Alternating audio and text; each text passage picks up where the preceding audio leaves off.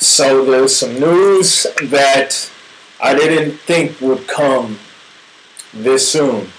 Four officers are dead, including three Dallas police officers and one DART transient officer, after two snipers opened fire on police at the end of a protest against nationwide officer-involved shootings. Officials say at least 8 other Dallas police officers were hit, including that are in critical condition. 3 additional DART officers suffered injuries that were non-life threatening in the shooting. On my Facebook, I said today, I said it today, I said if the government does not step in to really put the hammer down on police misconduct that results in wrongful deaths, then somebody who does not fear death or prison time is going to strike out and strike back at officers and kill them. Okay? And these kinds of people, they don't fear death. They don't fear, They don't fear prison. Okay, so none of that stuff works with these kind of people. Okay, because these are the people who are in the minority as far as people who will really take action and really go into killing. Okay? Go into the killing fields. Load up and kill. They don't fear prison. They don't fear death.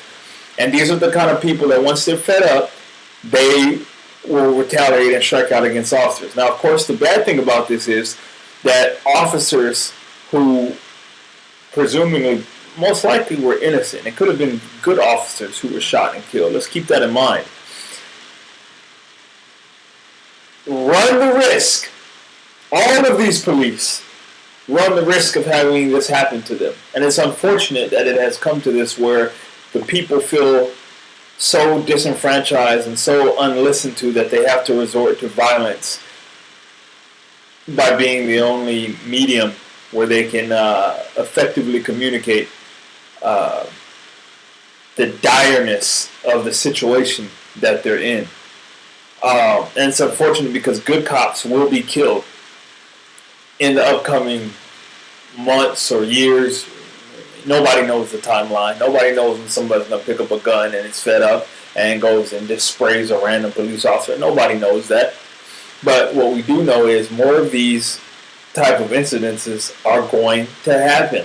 Okay? And I don't care how many people out there dislike Black Lives Matter. I don't like Black Lives Matter for the most part, all in all, to be honest with you. I'm a Donald Trump supporter, okay?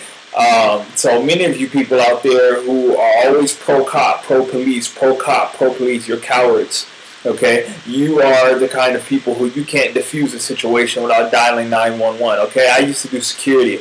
I have dealt with men bigger than me. I've dealt with men that were more than one man against me, and I diffused the situation, and I was not a cop. Okay, and I diffuse the situation. So you telling me that police officers are not held to a higher standard when it comes to their moral compass, their moral output into society? They're not held to a higher standard? Because it seems like that's not the case. It seems like people who defend cops at every chance and opportunity that they get, they could care less about what led to the shooting, how nice the victim was, the facts of that particular case that really said that, hey, this particular officer messed up. This officer wrongfully killed somebody. These people who just are pro-cop, pro-cop, pro-cop, they don't care about none of that. They're part of the problem. And let me tell you guys something. I'm going to tell you guys this right now. If you guys don't get it together, you're going to be watching more of your beloved police officers, unfortunately, get shot and killed. Okay? Get shot and killed. And yes, the police officers can strike back like the crooked ones have and killed many people. And the good ones, they're there and they're all going to get caught up into the mix and all of this. There's good and bad people on both sides. You understand? And the people who are just always pro-cop, you are a part of the problem. And let me tell you, no matter how much you say that the cops are always right, they are not. always right.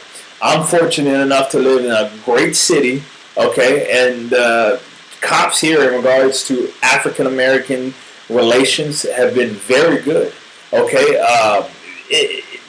I can't even be more thankful that I live in a place where the police department is not like the police back east or down south, where most of these crazy, wild executions involving cops, modern day lynchings go down. It's very unfortunate. And so all these people that are pro-cops, this is not a threat, I'm telling you. I'm just letting you know that if you continue to defend the bad cops, okay? The good cops need to be defended because they're good. But if you keep defending the bad cops, even if it's just one every year or two every year, these are going to start increasing where people are going to start killing cops, okay? And it's going to change the whole dynamic of relationships, existing relationships between cops and communities, and past ones even, okay? Well, it can, literally, this can affect the whole fabric of the dynamic that involves relationships between the community and police officers. See what I'm saying? If more people start retaliating and just killing cops, okay, because they feel that the government is not issuing harder, tougher, badder sentences down to bad cops, period.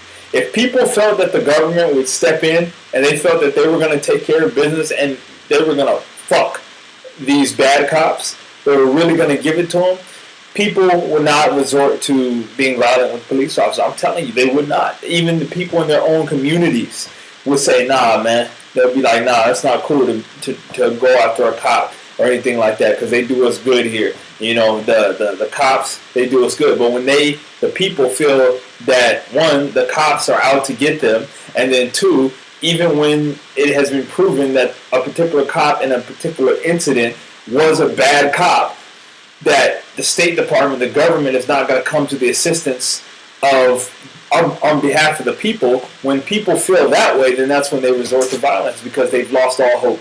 And that is a very, very bad situation that the U.S. government wants to find itself in. I mean, it could literally be, the 1960s all over again when it was riots, in the Jim Crow areas.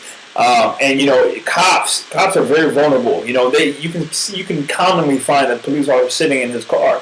Now, again, if there's a person who does not fear death, they do not fear prison, they can easily get a gun and come and just pop that cop right in the head. And so we don't want this kind of situation to arise because good cops are going to be the ones that are going to be getting killed, okay? And the good cops do not need to be getting killed, okay? Period.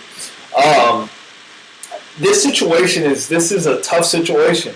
This is a very tough situation because when people lose hope, there's not really any amount of fear or intimidation or anything a government can do other than physically try to lock that person up or execute them. Because once a person loses hope and then they develop violent tendencies out of losing hope, it just becomes a no-win situation for the government. There's going to be casualties by that person.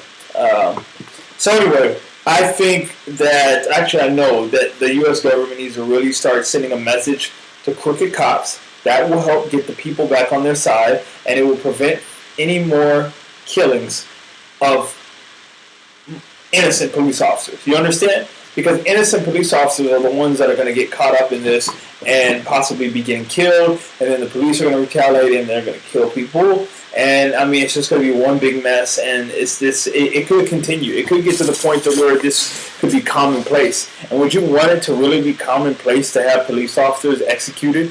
Like, even if you kill 25 people or lock 25 people up in prison, if there's just one person out of 200 people that kills a police officer once or twice a year, that's still terrible. That means you failed. Okay? That means you failed. You weren't doing what you were supposed to on behalf of the people, so the people feel that they have no hope. And when people lose hope, there's no amount of threat of intimidation or killings that you can say or do to that person to get it through their head to make them change, okay? Because they've lost hope, they've given up. And if that person has violent tendencies or develops them, it's a wrap. It's a wrap. Somebody's going to die, period. Period. And people who are on the offensive usually are the ones that, they're going to get some bodies before they themselves get thrown in prison or killed. Okay, so this is horrific. What's going on? This society is sick. What's going on? It's a shame. It's outright disgraceful that the people feel so mistreated and unlistened to that they feel that they have to become violent to take justice into their own hands. Because that's what's happening, folks. Those cops that were killed, the person who was doing the shooting felt it was justified because they weren't going to get any justice if they waited on the government.